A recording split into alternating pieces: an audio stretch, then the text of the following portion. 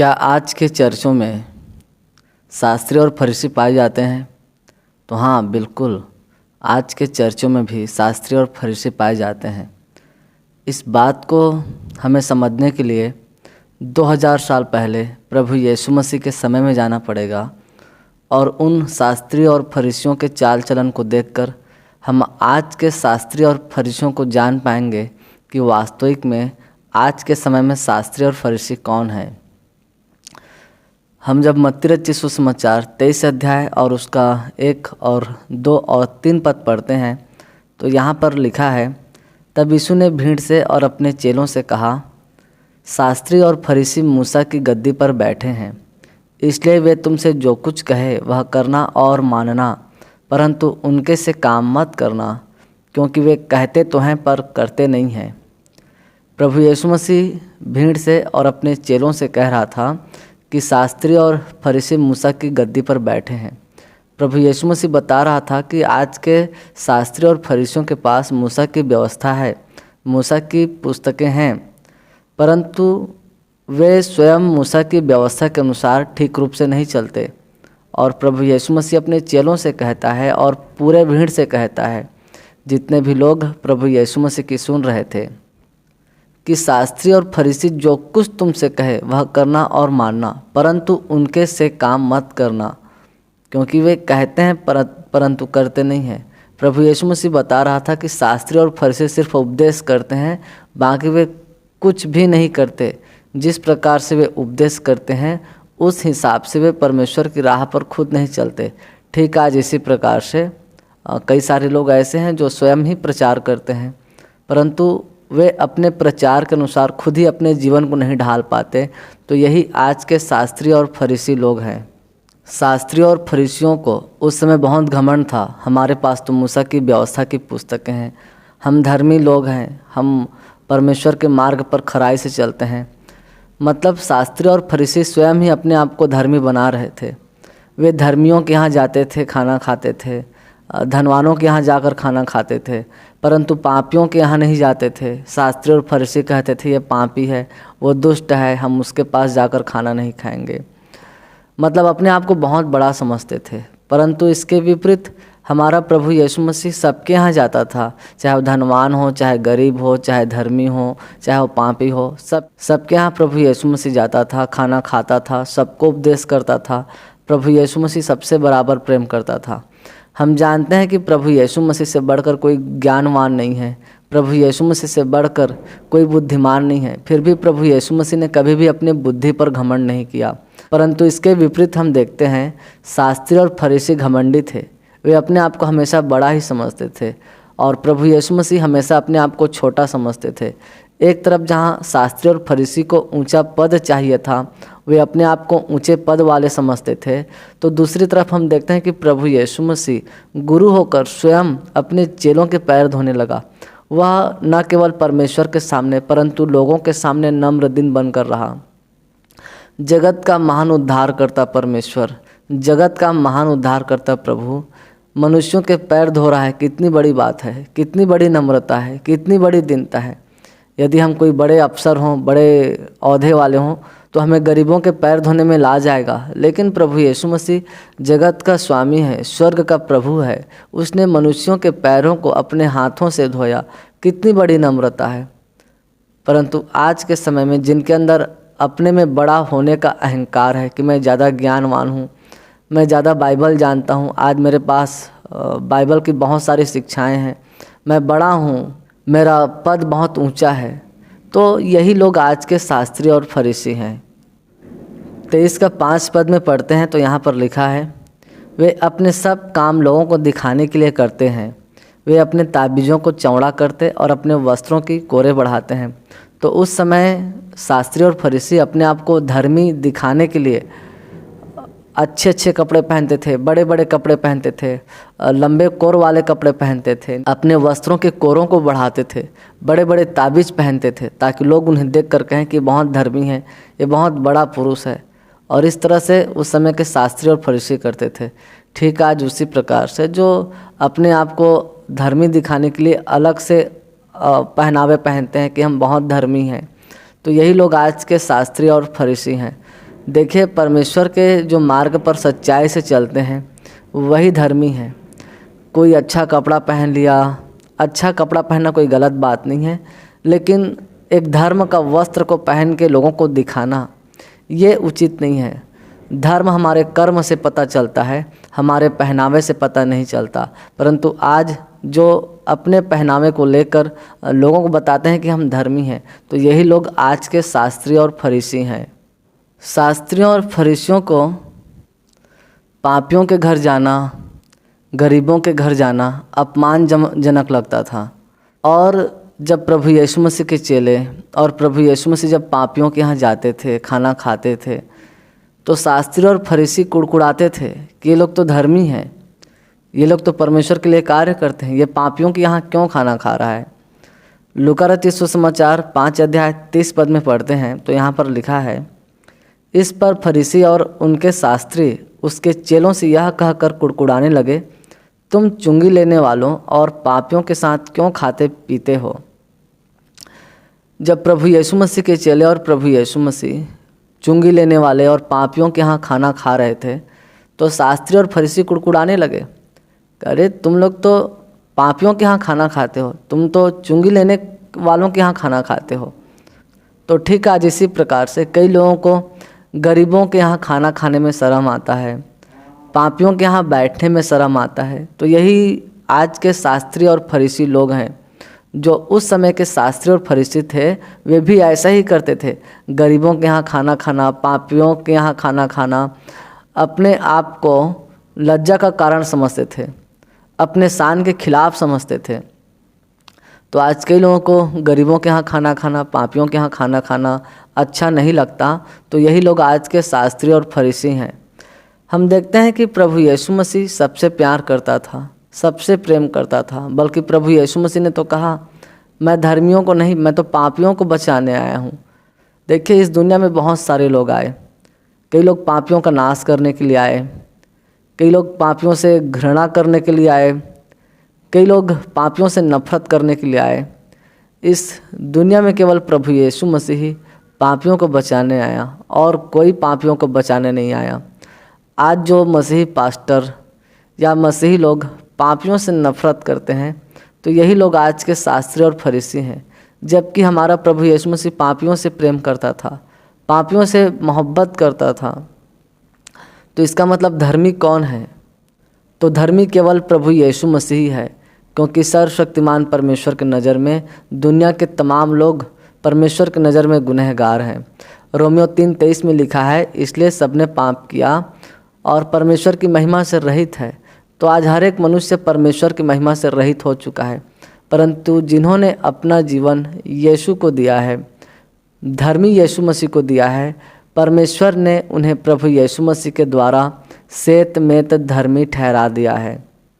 उस समय के शास्त्री और फरीसियों को लगता था कि हमारे पास तो ज्ञान की कुंजी है, हमारे पास तो मूसा की व्यवस्था की पुस्तक है, हम तो बड़े लोग हैं, हम तो ऊंचे पद वाले लोग हैं।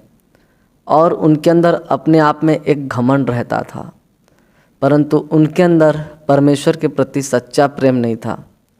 ठीक आज उसी प्रकार से बहुत सारे लोगों को ये लगता है कि आज हमारे पास बाइबल है, बाइबल का ज्ञान है, तो हम बहुत बड़े लोग हैं, हम बहुत ज़्यादा जानते हैं, और ये जो छोटा पास्टर है, ये जो छोटा प्रचारक है, ये तुच्छ है, ये कुछ नहीं जानता परमेश्वर के बारे में। तो आज जो पास्टर या जो प्रचारक या फिर जो उपदेशक ये सोचते हैं कि ये छोटा है, ये तुच्छ है, ये कुछ नहीं जानता। कई बार बड़ा पास्टर छोटे प्रचारक को तुच्छ जानता है। तो यही लोग आज के शास्त्री और फरीसी हैं, जिनके अंदर अपने आप में घमंड है। ज्ञानवान होना कोई गलत नहीं है, अच्छी बात है कि ज्ञान के होने से हम परमेश्वर के मार्गों को समझते हैं और परमेश्वर के मार्गों पर चलते हैं, क्योंकि यहोवा का भय मानना बुद्धि का मूल है। बुद्धि और शिक्षा को मूढ़ी लोग तुच्छ जानते हैं। होशे 4:6 में लिखा है, परमेश्वर का वचन कहता है कि मेरे ज्ञान के ना होने से मेरी प्रजा नाश हो गई है। तो परमेश्वर का ज्ञान होना अच्छी बात है, लेकिन इस ज्ञान से यदि हमारे अंदर घमंड उत्पन्न हो रहा है तो हमारा ज्ञान खोखला है, क्योंकि ज्ञान घमंड उत्पन्न करता है, परंतु प्रेम से उन्नति होती है। परमेश्वर का ज्ञान प्रेम करने के लिए है, घमंड करने के लिए नहीं है। परमेश्वर का ज्ञान लोगों के बीच में प्यार बांटने के लिए है। परमेश्वर का ज्ञान लोगों को परमेश्वर के बारे में सिखाने के लिए है। ये घमंड करने के लिए नहीं है। परंतु आज जिनको घमंड है कि मैं बड़ा पास्टर हूँ, मैं बड़ा उपदेशक हूँ, मैं बहुत ज़्यादा बाइबल जानता हूँ, मैं परमेश्वर के लिए करता हूँ, मैं परमेश्वर के लिए वो करता हूँ, तो ये कहीं ना कहीं हमारा घमंड है, हमारा अहंकार है। और आज के जो ऐसे अहंकारी लोग हैं, यही लोग आज के शास्त्री और फरीसी हैं। लूका रचित सुसमाचार 11 अध्याय और 52 पद में प्रभु यीशु मसीह ने उन शास्त्रियों और फरीसियों पर हाय कहा है। हाय तुम व्यवस्थापकों पर, तुमने ज्ञान की कुंजी तो ले ली, परंतु तुमने आप ही प्रवेश नहीं किया और प्रवेश करने वालों को भी रोक दिया।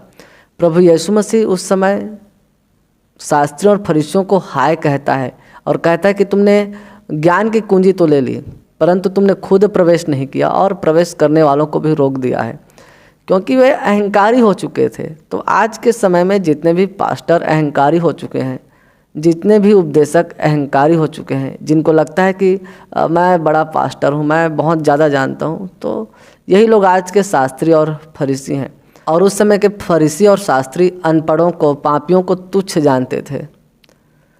तो मैं आपको बता दूं, पतरस अनपढ़ था, पतरस पढ़ा लिखा नहीं था, लेकिन प्रभु यीशु मसीह ने स्वर्ग राज्य की कुंजी को पतरस को सौंपा। पतरस बिल्कुल पढ़ा लिखा नहीं था, पतरस बिल्कुल भी अनपढ़ था, वो कुछ भी नहीं जानता था। तो आज परमेश्वर किस पर अपना ज्ञान प्रकट कर दे, इसे कोई नहीं जानता। मत्ती रचित सुसमाचार और उसका 16 अध्याय और उसका 19 पद में पढ़ते हैं तो यहाँ पर लिखा है, प्रभु यीशु मसीह पतरस से कहता है, मैं तुझे स्वर्ग के राज्य की कुंजियाँ दूंगा, और जो कुछ तू पृथ्वी पर बांधेगा वह स्वर्ग में बंधेगा, और जो कुछ तू पृथ्वी पर खोलेगा वह स्वर्ग में खुलेगा। एक तरफ देखते हैं कि सर्वशक्तिमान परमेश्वर ने प्रभु यीशु मसीह के द्वारा अनपढ़ पतरस को स्वर्ग राज्य की कुंजी दिया, और दूसरी तरफ हम देखते हैं कि शास्त्री और फरीसी जो मूसा की व्यवस्था की पुस्तक को पकड़े हुए थे, जो न खुद चलते थे न दूसरों को चलने देते थे, जिनके अंदर ज्ञान का घमंड था, उनको प्रभु यीशु मसीह हाय कहता है। इसलिए आज जितने भी लोगों के अंदर बाइबल के ज्ञान का घमंड है, जिनको लगता है कि हम ज़्यादा बाइबल जानते हैं और बाकी लोग कुछ नहीं जानते और हमें ज़्यादा बाइबल का ज्ञान है, तो यही लोगों पर परमेश्वर का वचन कहता है हाय। और यही लोग आज के शास्त्री और फरीसी हैं। पतरस अनपढ़ था, पतरस पढ़ा लिखा नहीं था। इसको हम समझने के लिए पढ़ेंगे प्रेरितों का काम 4 अध्याय और उसका 13 पद में।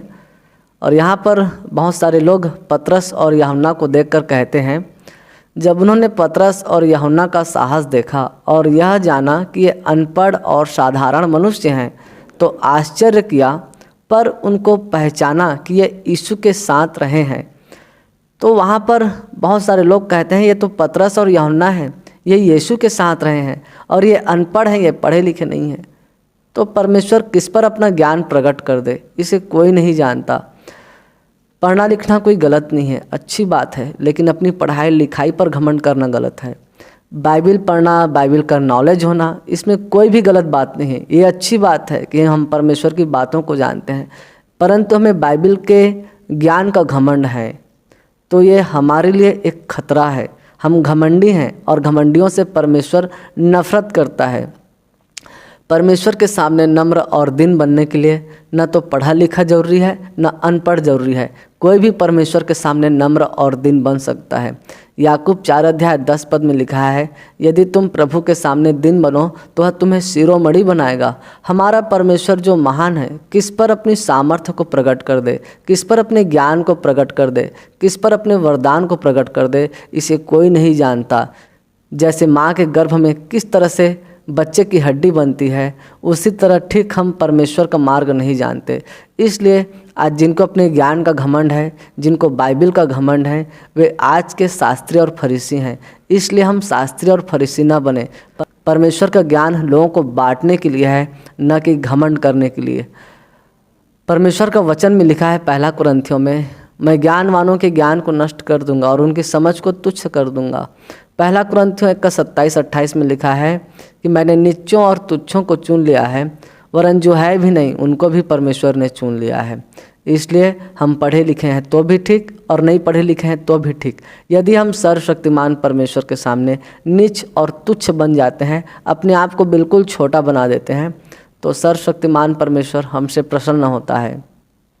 सिर्फ परमेश्वर के सामने ही नहीं, परंतु हमें हर एक लोगों के सामने नम्रता से पेश आना है, छोटा बन के रहना है। जब हम छोटा बनेंगे तभी महान परमेश्वर हमें बड़ा बनाएगा। प्रभु यीशु मसीह ने कहा है, जो अपने आप को बड़ा बनाएगा वह छोटा किया जाएगा, और जो अपने आप को छोटा बनाएगा वही बड़ा किया जाएगा। मायने ये नहीं रखता कि हम कितना पढ़े लिखे हैं, हम कितना बाइबल जानते हैं। मायने ये रखता है कि हम कितना परमेश्वर के मार्गों पर चलते हैं और हम कितना लोगों से प्रेम करते हैं। हो सकता है हमें बाइबल का ज़्यादा ज्ञान हो और हमें पता हो कि अगले लोगों को बाइबल के बारे में कुछ नहीं आता, या फिर कई लोग पाप कर रहे हैं और कई लोग गलत रास्ते पे चल रहे हैं, तो प्रेम अनेक पापों को ढांप देता है। इसलिए यदि हम सच्चे हृदय से दुनिया के लोगों को प्रेम करते हैं, अपने छोटे मसीह भाई बहनों को प्रेम करते हैं, जो बाइबल कम जानते हैं उन्हें प्रेम करते हैं, जो गरीब हैं, जो अनपढ़ हैं, यदि हम उन्हें प्रेम करते हैं तो हमारा ज्ञान उनको प्रेम करने के लिए है, न कि उन पर दोष लगाने के लिए। आज बहुत सारे लोग शास्त्री और फरीसी की तरह अपने पेट की सेवा में लगे हैं। आज जो लड़के और लड़कियां बाइबल कॉलेज से निकल रहे हैं वो कहाँ जाते हैं? वे संस्थाओं में नौकरी ढूंढते हैं। अगर नौकरी मिला तो ठीक, और नहीं मिला तो फिर से संसार के कामों में, संसार की अभिलाषाओं में, संसार के धन दौलत में लिप्त हो जाते हैं। देखिए, संस्था केवल रोटी दे सकती है, परंतु अभिषेक सर्वशक्तिमान परमेश्वर देता है। परमेश्वर के कार्य करने के लिए एक सच्चे हृदय की आवश्यकता है। परमेश्वर के कार्य करने के लिए एक सच्चे लगन की आवश्यकता है। प्रभु यीशु मसीह भी पढ़ा लिखा नहीं था, फिर भी उसने परमेश्वर के लिए कार्य किया। पतरस अनपढ़ था, पढ़ा लिखा नहीं था, फिर भी उसने परमेश्वर के लिए कार्य किया और प्रभु यीशु मसीह के सुसमाचार को लेकर जगत में धूम मचा दिया। तो इसलिए जो पढ़े लिखे लोग हैं, जिनको बाइबल का ज़्यादा नॉलेज है, बाइबल को बहुत अच्छे रीति से जानते हैं, वे अपने ज्ञान पर घमंड ना करें, परंतु नम्र दीन होकर हर एक लोगों से प्यार करें। जिनको कुछ नहीं आता उनसे भी प्रेम करें। पहले के शास्त्री और फरीसी परमेश्वर के घर को पेट का जरिया बनाए थे, व्यापार का घर बनाए थे। आज ठीक उसी प्रकार से जो लोग जो परमेश्वर के सेवक हैं, परमेश्वर के दास और दासी हैं, परमेश्वर के सुसमाचार को, कलीसिया को पेट की सेवा बना रहे हैं, व्यापार का घर बना रहे हैं, तो यही लोग आज के शास्त्री और फरीसी हैं। प्रभु यीशु मसीह ने कहा है, मेरे पिता के घर को व्यापार का घर मत बनाओ। तो आज जिन लोगों ने, जिन परमेश्वर के सेवकों ने परमेश्वर के घर को व्यापार का घर बनाए हैं, यही लोग आज के शास्त्री और फरीसी हैं। तो दोस्तों, हमें शास्त्री और फरीसी नहीं बनना है। हमें स्वार्थ के लिए परमेश्वर के लिए कार्य नहीं करना है, परंतु हम निस्वार्थ रूप से बिना लालच के परमेश्वर के लिए कार्य करें, तब परमेश्वर हमेशा हमारे साथ रहेगा। परंतु यदि हम लालच से काम कर रहे हैं कि इससे हमें पैसा मिलेगा, हम यहाँ सुसमाचार सुनाने जाएंगे तो पैसा मिलेगा, हम लोगों को दिखा के पैसा ऐंठेंगे तो हमें पैसा मिलेगा, तो ये सब काम बंद कर दीजिए। परमेश्वर के कलीसिया को, परमेश्वर के काम को व्यापार का घर मत बनाइए, शास्त्री और फरीसी मत बनिए, परमेश्वर के अच्छे बेटा और बेटी बनिए, प्रभु यीशु मसीह के अच्छी भेड़ बनिए, बकरी मत बनिए। तो महान परमेश्वर इन वचनों के द्वारा आपको और आपके पूरे परिवार को प्रभु यीशु मसीह के नाम में आशीष प्रदान करे। आमीन।